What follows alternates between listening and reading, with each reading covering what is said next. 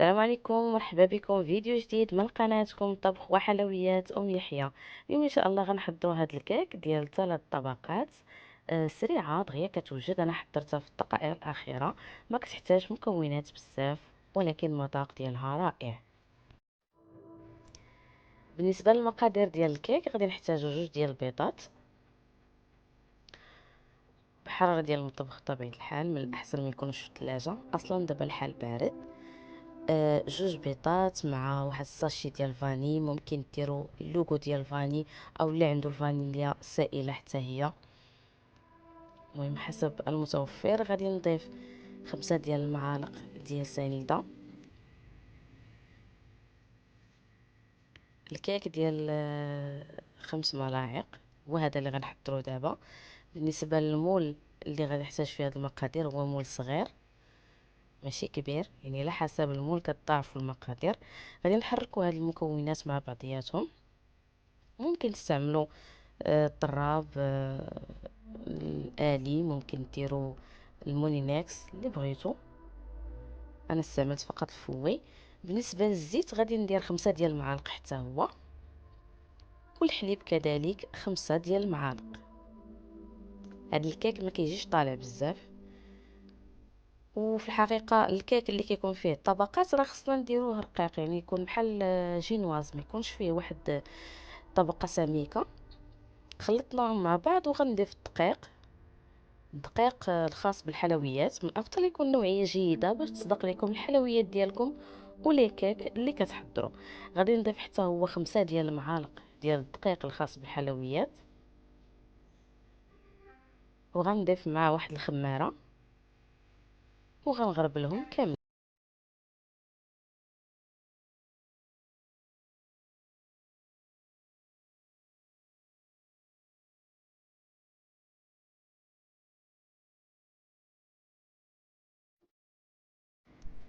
كنخلطوا المكونات مع بعضياتها حتى كيتجانسوا لينا وما كيبقاوش الحبيبات ديال الدقيق.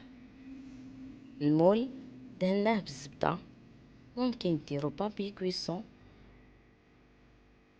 وغادي نصبوا فيه الخليط وندخلوه للفران درجه حراره 180 من 15 حتى ل 20 دقيقه.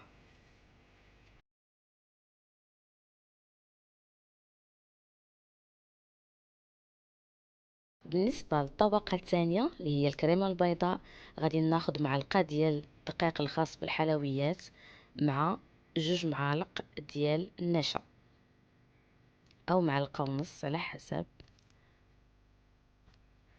غنضيف معاهم 3 ديال المعالق ديال السنيده مع نص اطرو ديال الحليب. نحركهم مزيان حتى يحيد لينا الكتل او الحبيبات ديال الدقيق والنشا. وغنضيف معاهم 2 ساشيات ديال الفاني او معلقه صغيره ديال اللوغو د الفاني. غنوضعوا هذا الخليط فوق النار على نار مهيله مع التحريك المستمر.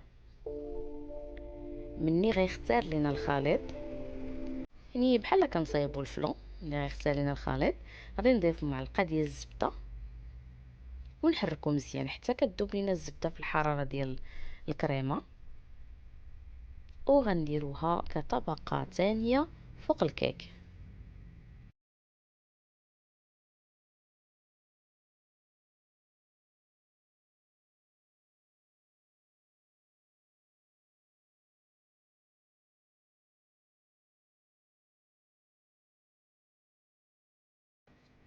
كنبسطوا هاد الطبقه مزيان بسباتول او بالمول، كنحركوها وكندخلوها الثلاجه باش تبرد لينا مزيان. بالنسبه للطبقه الثالثه او الاخيره، طبقه ديال الشوكولا، انا كتعجبني بزاف صراحه هاد الطبقه هادي، كتكون غنيه في الشوكولاته. المكونات كيف ما كتلاحظوا، غناخذوا السطرو ديال الحليب،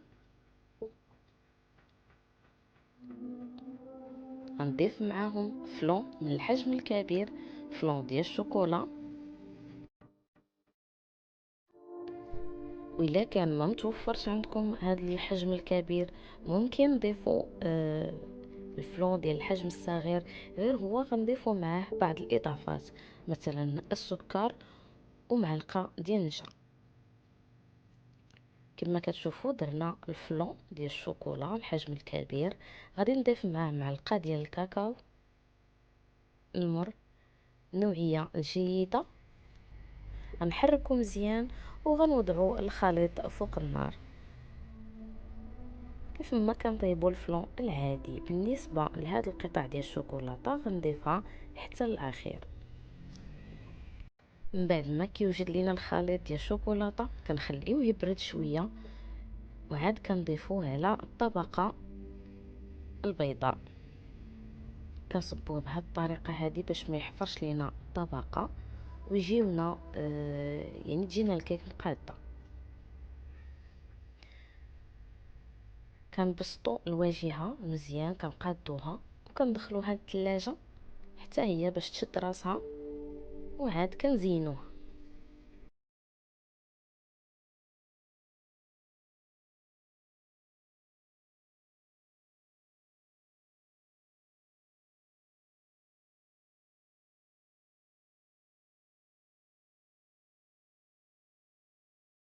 والتزيين كيف ما كنقول لكم دائما حسب الاختيار وحسب المتوفر عندك في المنزل.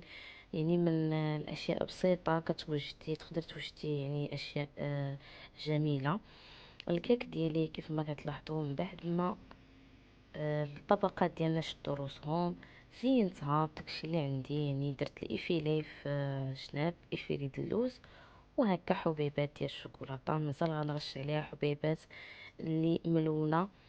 كتعرفوا الوليدات عزيز عليهم الالوان وكثير انتباههم هاد الالوان ديال الشوكولاته. والله يحفظ لكم وليداتكم ويخليه لكم.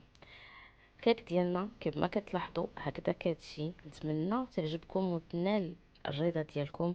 جربوها وردوا علينا في التعاليق تحفيزيه، يعني انتقادات او تحفيزات. مرحبا بالجميع ومرحبا بكم في قناتكم طبخ وحلويات يحيى، وبالصحه والراحه.